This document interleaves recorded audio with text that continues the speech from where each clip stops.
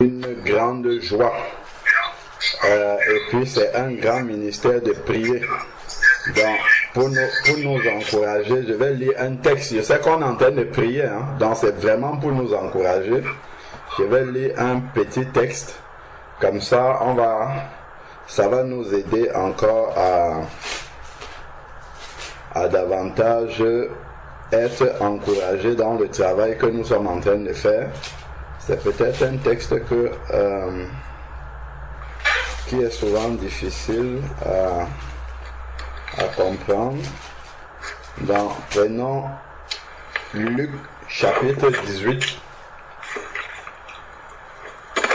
Luc chapitre 18, du verset 1 au verset 8. Luc chapitre 18, du verset 1 au verset 8. C'est sur le juge inique.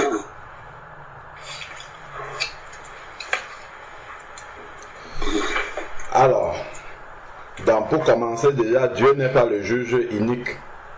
Parce qu'il ne faut pas lire ça de cette manière-là. Si on commence par croire que Dieu est le juge inique, c'est qu'on aura des problèmes avec ce texte-là. Donc, parce que Dieu est saint, il n'est pas inique. Donc, parabole du juge inique. Jésus leur dit une parabole pour montrer qu'il faut toujours prier et ne pas se lasser. C'est pour ça que ce passage-là m'est venu à l'esprit quand j'entendais les sujets de prière. J'ai entendu comment la prière a été distribuée à chacun et maintenant on repart de nouveau avec d'autres sujets. Les personnes qui ont déjà prié vont encore prier et c'est vraiment un grand sujet d'encouragement parce que le Seigneur dit cette parabole-ci pour nous amener à comprendre qu'il faut toujours prier sans se lasser. Sans se fatiguer de prier. C'est ça. Sans se fatiguer de prier, il faut toujours prier. Pourquoi? Il dit, il y avait dans une ville un juge qui ne craignait pas Dieu. Bon, je crois que Dieu lui-même, il veille sur sa parole et lui-même, il se soumet à sa propre parole. Dans ça, ça confirme encore que le juge unique là ne peut pas être Dieu. Parce que si Dieu ne se craint pas lui-même et sa propre parole, c'est qu'il y a un problème. Mais, cependant, nous avons beaucoup de choses à comprendre dans ce texte-là. Donc, il est dit ici, donc lui, il ne craignait pas Dieu. Et qui n'avait d'égard pour personne. Donc, il ne craignait déjà pas Dieu. S'il ne craint pas Dieu, encore moins les hommes. Donc, il ne craint pas les hommes non plus. Donc, il y avait aussi dans cette ville une veuve qui venait lui dire « Fais-moi justice de mon adversaire. » Et « Fais-moi justice de mon adversaire. » Est-ce que ça, c'est une démarche qu'un enfant de Dieu fait?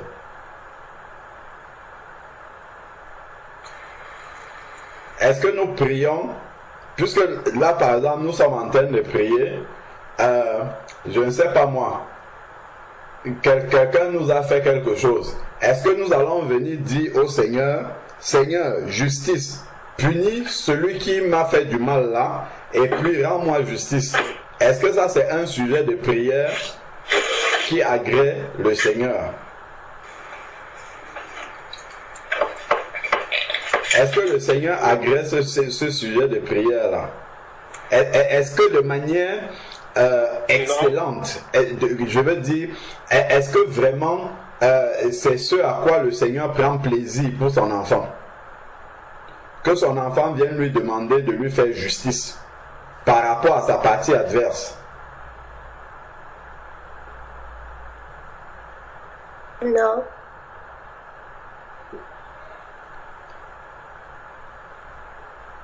Pourquoi non? Nous n'avons pas à lutter contre la chair et le sang. Amen. Merci mon frère. Encore. Il nous a dit de bénir et de ne pas maudire. Amen toujours. Donc ici, il demande juste de faire justice par rapport à son adversaire. C'est-à-dire que j'ai par exemple, un litige d'argent. Voilà, par exemple, j'ai un litige d'argent avec quelqu'un. Quelqu'un m'a pris de l'argent. Et maintenant, je veux que cette personne-là me rembourse. Est-ce que je vais dire au Seigneur, Seigneur, par exemple, permettre que la police l'arrête afin qu'il puisse me rembourser mon argent? C'est un exemple. Est-ce que je peux amener un tel sujet de prière devant le Seigneur?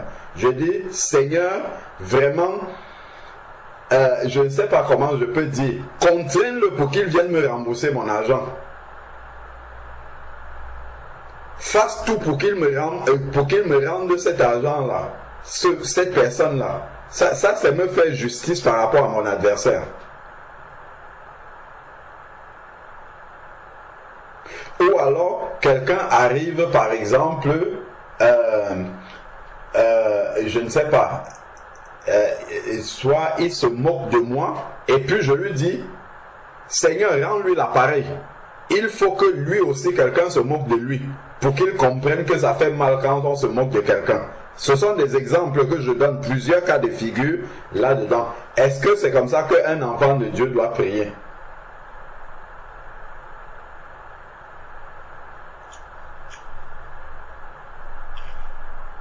Non, toujours pas. Non, un enfant de Dieu ne doit pas prier comme ça.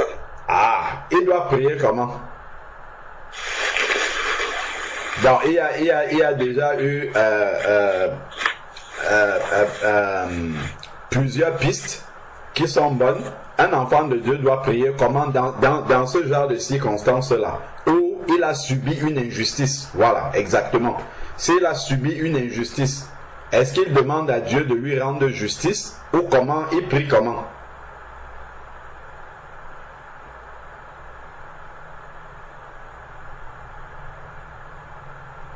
Quelqu'un vient, il te donne, bon, je vais être plus trivial, comme ça là on va comprendre où est-ce que je vais en venir.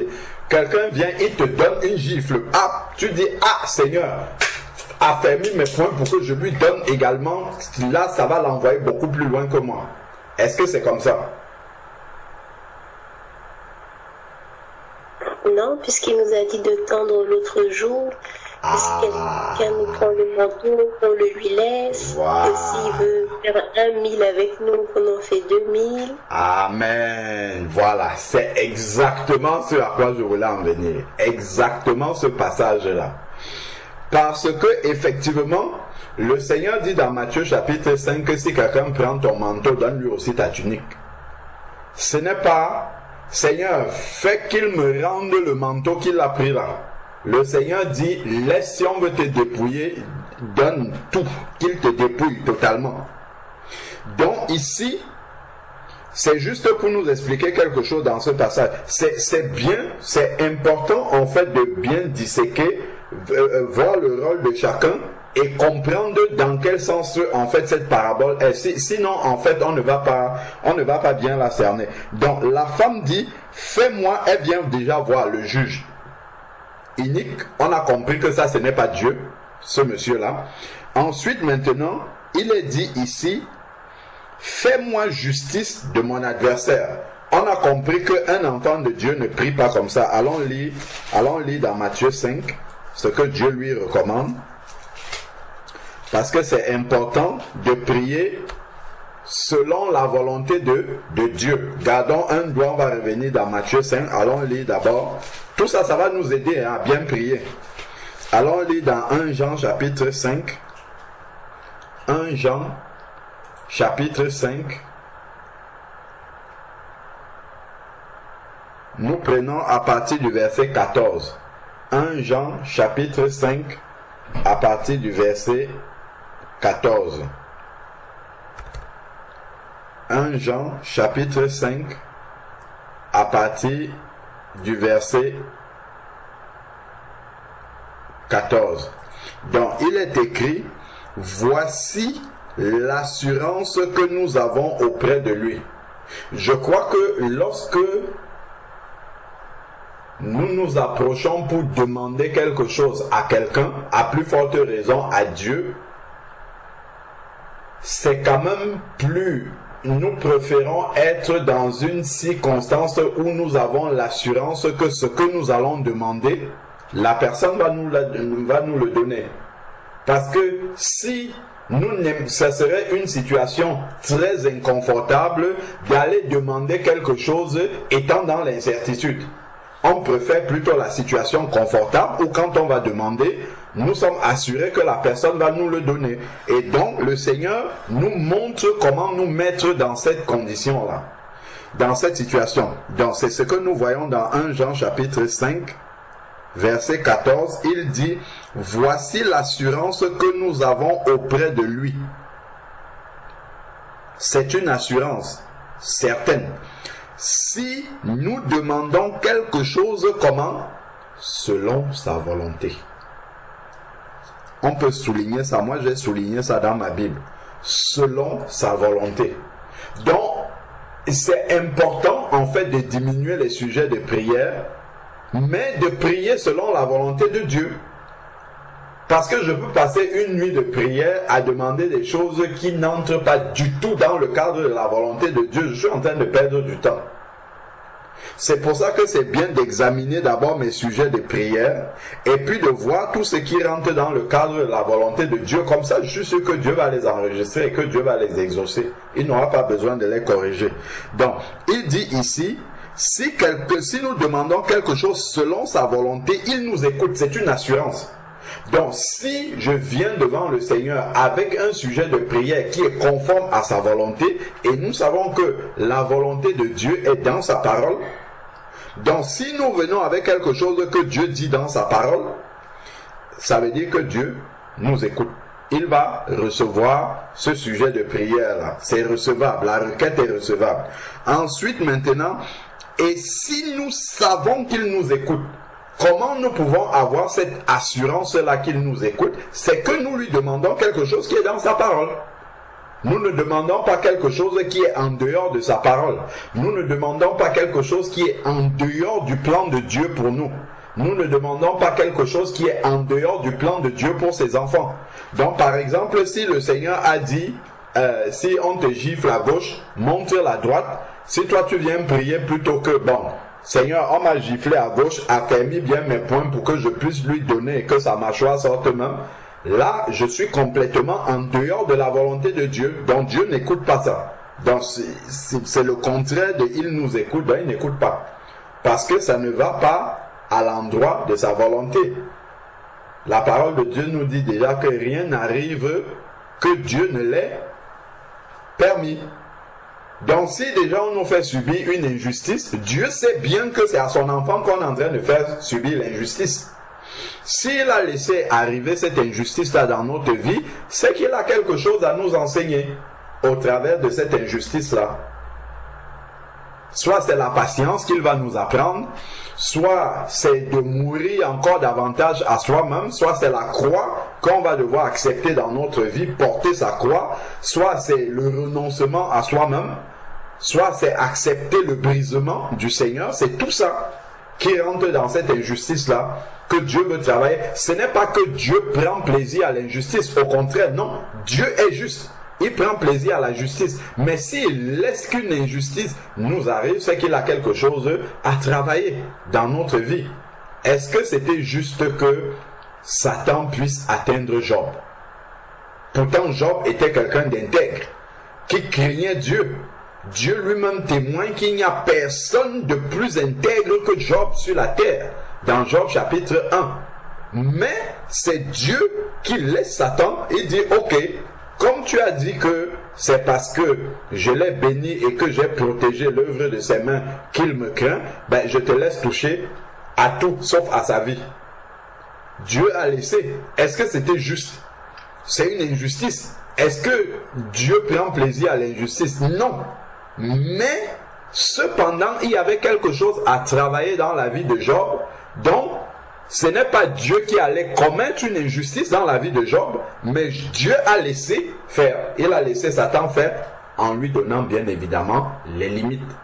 Donc il peut arriver que le diable même utilise quelqu'un pour venir nous faire une injustice et Dieu laisse que ça arrive.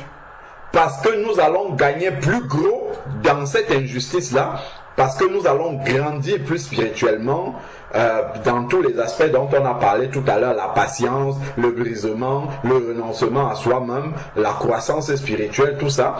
Donc, le Seigneur voit que nous allons grandir plus au travers de cette injustice-là. Il va la laisser arriver et peut-être il va la corriger plus tard. Il va peut-être venir rendre justice plus tard sans même qu'on ne lui ait demandé. Parce qu'il ne prend pas plaisir à la justice, à l'injustice. Donc, c'est juste pour lever cet équivoque-là. Donc, nous savons qu'il nous écoute. Nous sommes dans 1 Jean, chapitre 5, verset 15 maintenant. Si nous savons qu'il nous écoute, quoi que ce soit que nous lui demandions, nous savons, c'est une certitude, que nous possédons ce que nous lui avons demandé. Donc, le plus important dans la prière, pour qu'elle soit exaucée, c'est de rechercher à ce que le Seigneur nous écoute dans ce que nous sommes en train de lui dire. Donc, pour qu'il nous écoute, il faut que nous venions demander quelque chose qui est dans sa volonté. Ça, c'est la première chose. Bon, évidemment, si nous demandons quelque chose qui est dans la volonté du Seigneur, il y a d'autres choses aussi qui vont avec. Il faut venir d'un cœur pur. Je ne peux pas venir demander quelque chose qui est dans la volonté de Dieu pour le tenter, pour voir s'il peut donner, pour voir s'il va tenir à sa promesse. Je ne viens pas tenter Dieu, donc il faut avoir un cœur droit. Donc il y a d'autres choses qui vont derrière. Mais la principale chose sur laquelle je vais m'arrêter, c'est de demander quelque chose selon sa volonté. Nous savons que le Seigneur va nous donner cela. Revenons maintenant dans Matthieu chapitre 5. Nous sommes sur la prière parce qu'il y a beaucoup de sujets. N'oublions pas les sujets de prière. C'est juste pour mettre un peu la parole de Dieu, pour que nous puissions prier avec l'intelligence renouvelée. Ça, c'est vraiment important de s'arrêter un peu, mettre la parole et puis continuer à prier pour que nos prières arrivent vraiment comme le Seigneur nous dit dans le livre d'Apocalypse, que nos prières sont recueillies auprès du Seigneur dans les coupes en or, pour que vraiment nos prières arrivent comme ça auprès du Seigneur. Donc, nous sommes dans Matthieu chapitre 5. Matthieu chapitre 5 à partir du verset 38. Matthieu 5, verset 38. Vous avez entendu qu'il a été dit, c'est Jésus qui parle, œil pour œil, dent pour dent. Ça, c'est ce que les Israélites avaient reçu, parce que les Israélites ne pouvaient pas marcher par l'esprit. Donc Dieu donne les commandements en fonction de l'état spirituel des personnes. Les Israélites avaient la loi de Moïse, ils n'avaient pas l'esprit de Dieu habitant en eux, donc ils n'étaient pas capables de produire ce que Jésus va demander après là. Donc le Seigneur leur avait donné une loi qui correspondait à ce que eux ils étaient capables de faire. Donc si on vient, on t'attaque, il faut te défendre. Donc, c'est dans Exode 21, verset 24, Lévitique 24, verset 20, Deutéronome 19, verset 21. C'est là où c'est écrit. Mais moi, pourquoi Jésus peut dire mais moi? Parce que lui, il vient avec autre chose. Jésus vient avec l'Esprit de Dieu. Jésus vient habiter en nous et il le fait au travers de nous. Donc, c'est ça qui fait toute la différence. C'est qu'il vient nous donner cette capacité-là par son Saint-Esprit à faire ce qu'il va dire après. Donc, mais moi, je vous dis de ne pas résister aux méchants. Donc, mon adversaire là, dans Luc 18, c'est un méchant. Et le Seigneur dit de ne pas résister. Si quelqu'un te frappe sur la joue droite, tends-lui aussi l'autre joue. Ne pas demander que justice me soit faite. Seigneur, rends-moi justice. Tu vois qui m'a giflé à gauche, à droite. Permettre que je puisse lui donner aussi une gifle pour rendre. Mais le Seigneur lui dit tant aussi l'autre jour.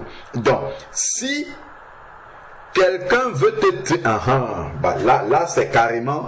Regardons. Si quelqu'un veut te traîner en justice et prendre ta tunique, laisse-lui encore ton manteau. Donc, il n'y a pas à aller voir le juge pour demander au juge de te faire justice. Jésus lui demande, il dit, si quelqu'un t'amène en justice pour prendre ton manteau, donc il t'amène en justice pour prendre quelque chose qui est normalement à toi, le Seigneur dit, non seulement laisse-lui ce qu'il veut prendre là, mais donne-lui encore autre chose. Parce que le Seigneur sait qu'il va te...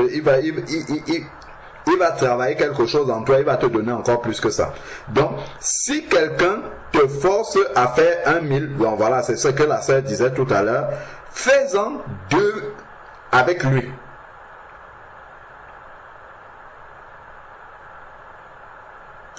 Donc, voilà un peu ce que le Seigneur dit. Après, il dit... donne à celui qui te demande et ne te détourne pas de celui qui veut emprunter de toi. Vous avez entendu qu'il a été dit, tu aimeras ton prochain et tu haïras ton ennemi. Mais moi je dis, aimez vos ennemis, bénissez ceux qui vous maudissent, faites du bien à ceux qui vous haïssent, priez pour ceux qui vous maltraitent et vous persécutent. Regardons donc la conclusion de tout ça ici. Alors vous serez fils de votre Père. Voilà comment un fils du Père réagit. Donc quelqu'un peut être en plein tribunal comme ça, il te dit, moi aussi je suis un enfant de Dieu. Ici là on dit, voilà comment le fils du Père lui réagit. Alors vous serez fils de votre Père, donc qui est dans les cieux, dont le Père va se reconnaître dans les actes que nous posons, les actes de renoncement comme ça. C'est là où le Père va se reconnaître. Il ne se reconnaît pas quand nous sommes dans œil pour œil, dent pour dent, m'a fait du mal, je fais du mal aussi. Car il fait lever son soleil sur les méchants et sur les bons et fait pleuvoir sur les justes et sur les injustes. Donc, revenons dans Luc chapitre 18. Nous avons juste ouvert la parole de Dieu pour identifier si cette femme qui demande au juge inique peut être un enfant de Dieu. Au travers de la manière dont elle demande, nous voyons que ça, ce n'est pas ce que les fils du Père sont censés faire. Ce n'est pas l'enseignement de Jésus-Christ. Donc, ni le juge inique ne représente Dieu, parce que c'est clairement dit qu'il ne craint pas Dieu, et ni personne d'ailleurs, ni cette femme-ci ne représente pas un enfant de Dieu, vu que la manière de demander « fais-moi justice de mon adversaire ». Pendant longtemps, il ne voulut pas, mais ensuite, il dit en lui-même, donc, on voit même quelqu'un, cette femme-là, non seulement elle demande de lui faire justice, mais elle insiste même de sa partie adverse. Or, nous voyons, le Seigneur, lui, ce qu'il a enseigné, c'est le renoncement. Donc, elle-même ne représente pas un enfant de Dieu. Donc, si nous disons, je prends la parabole du juge inique, je fais de Dieu le juge inique et moi je me mets dans la place de cette femme-là et je commence à faire comme elle, ça veut dire que là, honnêtement, je ne suis pas en train de faire ce que la Bible me recommande ici là. Dieu n'est pas le juge unique. La femme n'est même pas un enfant de Dieu. Mais il y a une leçon à retenir là-dedans. Donc ensuite, pendant longtemps, il ne voulut pas. Est-ce que c'est comme ça que Dieu agit? Pas du tout. Nous ne pouvons pas demander quelque chose à Dieu et pendant longtemps il ne veut pas. Dieu peut simplement dire, ce n'est pas le moment maintenant de lui donner ça, si c'est dans sa volonté, parce que Dieu a donné les conditions. Si déjà ce n'est pas dans sa volonté, ça veut dire qu'il ne nous écoute même pas, on a déjà classé ce cas-là. Si maintenant c'est dans sa volonté, peut-être ce n'est pas le moment pour toi parce que tu n'es pas prêt. Ce n'est pas que Dieu veut pas. Mais c'est que Dieu estime que ce n'est pas bon pour toi en ce moment parce que ça sera dangereux pour toi. C'est quelque chose parce que même une bénédiction de Dieu peut devenir une pierre d'achoppement pour notre marche si on ne sait pas gérer la bénédiction du Seigneur. Ça peut nous faire tomber carrément si on n'est pas mature pour gérer la bénédiction du Seigneur. Donc Dieu peut attendre d'abord que nous atteignions une certaine maturité avant de pouvoir nous bénir. Je prends un exemple simple qui est dans la parole de Dieu. Le Seigneur nous dit par exemple de ne pas prendre un jeune converti pour en faire un ministre de Dieu qui enseigne dans l'assemblée. Pourquoi? Parce qu'il peut tomber dans les pièges de l'ennemi en devenant orgueilleux. C'est un exemple. Est-ce que devenir un ministre de Dieu n'est pas une bénédiction du Seigneur? Si, c'est une bénédiction du Seigneur. Mais Dieu dit que pour le jeune converti, non. Parce que cette bénédiction-là, être un ministre du Seigneur, c'est une bénédiction. Pour un jeune converti, c'est une pierre d'achoppement. Parce que Satan va utiliser ça pour faire monter l'orgueil en lui. Donc nous voyons comment quelque chose qui est pourtant une bénédiction de Dieu peut devenir une pierre d'achoppement si ça n'arrive pas au bon moment. Donc Dieu va le laisser s'affermir d'abord et puis va l'appeler comme ministre plus tard quand il sera affermi et qu'il saura gérer justement le ministère que Dieu lui a confié sans que l'orgueil ne vienne envahir son cœur. C'est un exemple que je donne. Donc ensuite maintenant ici, nous sommes au verset 4 de Luc 18. Pendant longtemps, il ne voulut pas. Nous avons compris que Dieu n'agit pas comme ça. Mais ensuite, il dit en lui-même. Ça, c'est le juge qui dit en lui-même. Bien que je ne craigne pas Dieu, le Seigneur insiste plusieurs fois pour qu'on comprenne que ce monsieur-là, il n'est pas Dieu.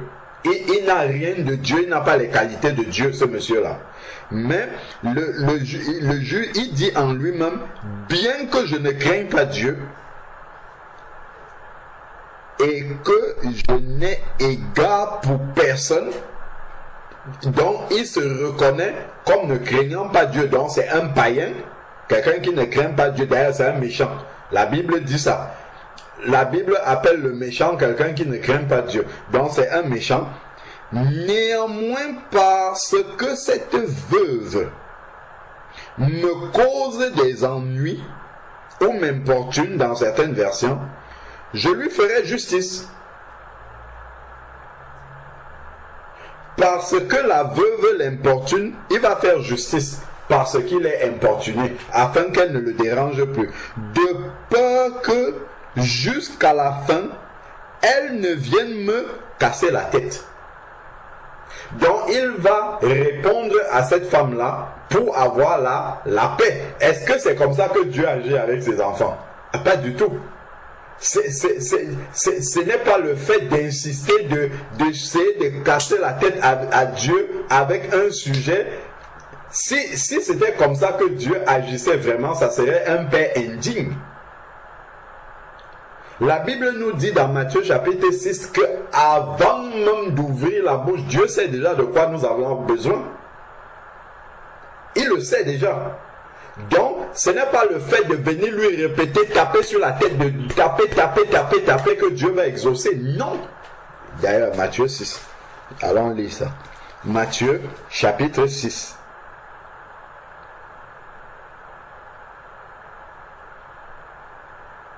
Matthieu chapitre 6, verset 7. En priant, ne multipliez pas de vaines paroles, comme les païens, qui s'imaginent qu'à force de paroles, ils seront exaucés. L'exaucement ne vient par la quantité des paroles que nous prononçons dans notre prière. Donc, ne leur ressemblez pas, car votre Père sait de quoi vous avez besoin. Donc ce n'est pas la manière dont nous formulons les prières. Ah, j'avais formulé de telle manière, peut-être Dieu n'a pas bien compris ce que je lui dis. Il faut que je change le vocabulaire. Il faut que je dise ça comme ça. Non, il faut maintenant que je me lève à minuit pile tous les jours pour prier pour ce sujet-là. Là, ça va marcher. Ça devient la sorcellerie. Puisque ici, là, il est dit que Dieu sait déjà. Donc, en fait, c'est un Père qui sait ce dont nous avons besoin et qui l'accorde en son temps. Et il prend juste plaisir que nous venons lui dire cela. Il prend plaisir. Ce n'est pas que nous venons informer Dieu de ce dont nous avons besoin. Nous n'informons Dieu de rien du tout par nos prières. Il sait exactement ce dont nous avons besoin, ce qui nous est utile. Nous ne lui apprenons rien dans nos prières. C'est ce que dit le verset là. Il sait d'avance. Nous n'apprenons rien à Dieu dans nos prières. Quand Jésus dit par exemple, la moisson est grande et il y a peu d'ouvriers, Dieu le sait. Dieu sait que la moisson est grande. Il sait qu'il y a peu d'ouvriers. Donc ce n'est pas nous qui venons informer Dieu que la moisson est grande et qu'il y a peu d'ouvriers. Et Jésus dit, priez le maître de la moisson afin qu'il envoie des ouvriers dans sa moisson. Est-ce que c'est nous qui venons informer le Seigneur que la moisson est grande? Non. Est-ce que c'est nous qui venons faire réaliser au Seigneur qui sait que la moisson est grande qu'il doit envoyer les ouvriers dans la moisson? C'est nous qui venons l'informer que, hey, Seigneur, la moisson là est grande, il faut que tu envoies les ouvriers. Mais non, nous n'informons pas Dieu de cela, il le sait. Il prend juste plaisir que nous venons lui demander cela parce que ça témoigne que que nous partageons en fait cette volonté de Dieu là avec lui. C'est juste cela que le Seigneur veut. C'est-à-dire que nous avons aussi à cœur que des ouvriers viennent dans sa moisson, par exemple. Nous avons aussi cela à cœur. C'est déjà dans le cœur du Père. Donc quand nous venons lui demander cela, nous venons lui témoigner que ce que lui, il a à cœur, nous l'avons aussi à cœur et Dieu prend plaisir à cela. Nous devons bien le comprendre. Hein? Dieu prend plaisir à cela. Ce n'est pas que, bon voilà, le fait de venir marteler tous les jours au Seigneur, lui rappeler. Nous sommes en train d'apprendre quelque chose au Seigneur en changeant les formules, en tournant plutôt de ce sens, en changeant les horaires de prière, ainsi de suite. Nous n'apprenons rien à Dieu. Il nous laisse juste venir puisque sa volonté est déjà faite au ciel. Il peut la faire aussi sur la terre sans nous demander notre avis.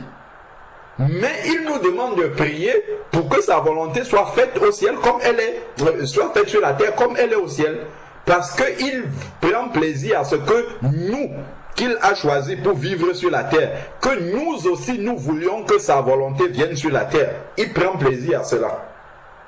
Que nous-mêmes, délibérément, sans que personne ne nous force, nous lui demandons qu'il vienne faire sa volonté sur la terre. C'est important de comprendre le fond de la prière, la racine de la prière. Parce que si on ne comprend pas la racine, en fait, on va prier comme ça, sans connaître qui on prie, sans connaître pourquoi on prie, sans connaître qu'est-ce qu'il y a derrière la prière. Lorsque tout à l'heure je vais élever la voix vers le Seigneur pour ma sœur Hélène, pour que Dieu fasse grâce dans sa vie, qu'il ouvre les portes, qu'il lui donne, est-ce que c'est moi qui viens informer le Père de quelqu'un, son Père céleste, de ce qu'il doit faire dans la vie d'Hélène? Pas du tout. Dieu connaît, et d'ailleurs nous avons dit ça dans nos prières. Père, je ne sais même pas quoi te demander pour ma sœur Nadia, tu la connais mieux que moi.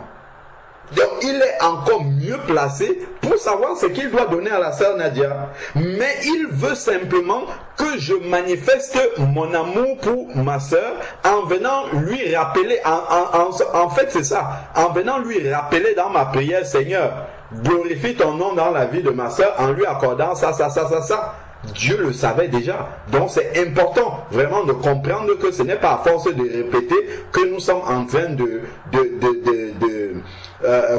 d'éveiller l'attention de Dieu sur quelque chose qu'il ne sait pas ou qu'il avait oublié ou bien dont il n'en a pas conscience. C'est vraiment très important pour vraiment entrer dans la profondeur de la prière. Donc, nous sommes toujours dans Luc chapitre 6. Donc, Lui, le monsieur dit, bien que je ne crains pas Dieu, bien que je n'ai d'égard pour personne, mais comme elle vient me casser la tête, je lui ferai justice, comme ça j'aurai la paix. Dieu, ce n'est pas comme ça que Dieu agit. Il n'attend pas que nous lui cassons la tête pour agir. D'ailleurs, il le dit après. Donc ici, le Seigneur ajouta,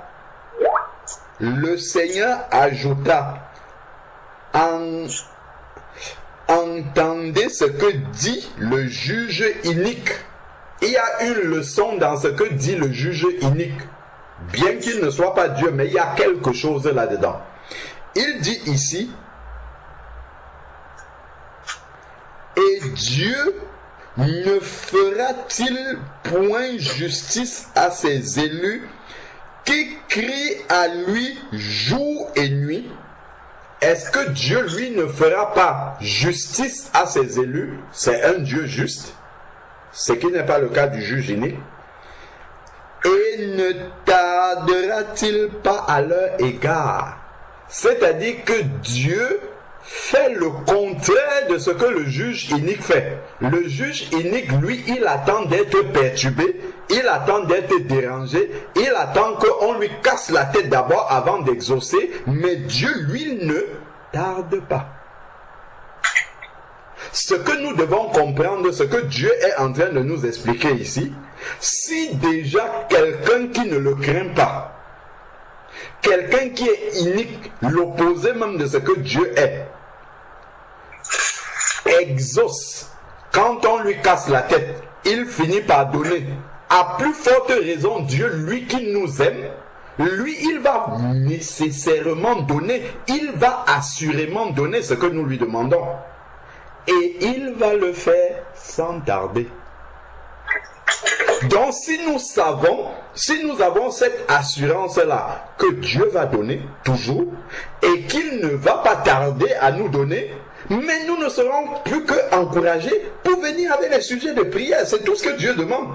C'est que nous venions avec les sujets de prière. Parce que si nous savons que nos sujets seront exaucés, si nous savons que Dieu va l'exaucer rapidement, sans tarder, mais nous serons motivés à venir avec les sujets de prière, sachant qu'ils seront exaucés rapidement par le Seigneur. C'est pour ça qu'il nous donne cette parabole-là.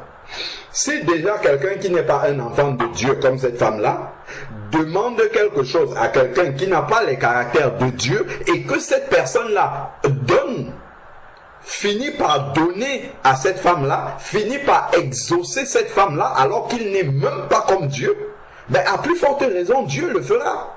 Et il le fera rapidement. D'où, justement, nous ne devons pas garder nos sujets de prière. Nous ne devons pas nous poser les questions. Est-ce que Dieu va exaucer? Est-ce qu'il ne va pas exaucer? Est-ce qu'il va mettre 25 ans à exaucer? Ou bien est-ce qu'il va mettre 3 jours à exaucer? Nous ne devons pas nous poser ces questions-là. Nous devons venir avec ces sujets de prière parce que Dieu va les exaucer sans tarder ou va les exaucer promptement. C'est ça le sens de cette parabole-ci. Ça ne veut pas dire de venir répéter le même sujet tous les jours dans les oreilles de Dieu, non. Ce qu'il est en train de nous dire ici, c'est que si un homme aussi imparfait, aussi loin de la volonté de Dieu, avec une femme qui demande aussi des choses qui ne sont même pas dans le cœur de Dieu, reçoit l'exaucement, et ce monsieur imparfait exauce quelqu'un, à plus forte raison, Dieu notre Père, qui sait d'ailleurs ce dont nous avons besoin plus que nous-mêmes, nous exaucera-t-il sans tarder. Donc, ensuite, maintenant, je vous le dis, d'ailleurs, j'ai même dit sans avoir lu, je vous le dis, il leur fera promptement justice, c'est-à-dire qu'il exaucera promptement sans tarder. Ça doit nous encourager à prier. Mais quand le Fils de l'homme viendra, trouvera-t-il la foi sur la terre? Et c'est le verset 8 qui nous permet de bien comprendre le sens de la parabole du juge inique. Donc c'est une question. En fait, cette parabole-là nous encourage à avoir la foi lorsque nous prions au Seigneur. Parce que si ce monsieur est imparfait, est capable d'exaucer quelqu'un qui n'est pas un enfant de Dieu dans sa manière de présenter les choses, mais à plus forte raison, devons-nous avoir la foi que Dieu va nous exaucer promptement. Et donc, venir avec des sujets de prière, ayant cette assurance-là d'être exaucé. Donc, voilà vraiment le sujet d'encouragement que je voulais nous apporter dans les prières que nous sommes en train d'élever vers le Seigneur, afin que nous ayons la foi dans ce que nous demandons et que nous demandons les choses qui sont conformes à la volonté du Seigneur. Amen. Amen. Donc, je vais prendre maintenant les sujets de prière, à moins qu'il y ait des questions encore sur le sujet. Sinon, après, je vais prier pour les sujets qui m'ont été confiés. Amen. Donc, on va voir s'il y a des questions d'abord.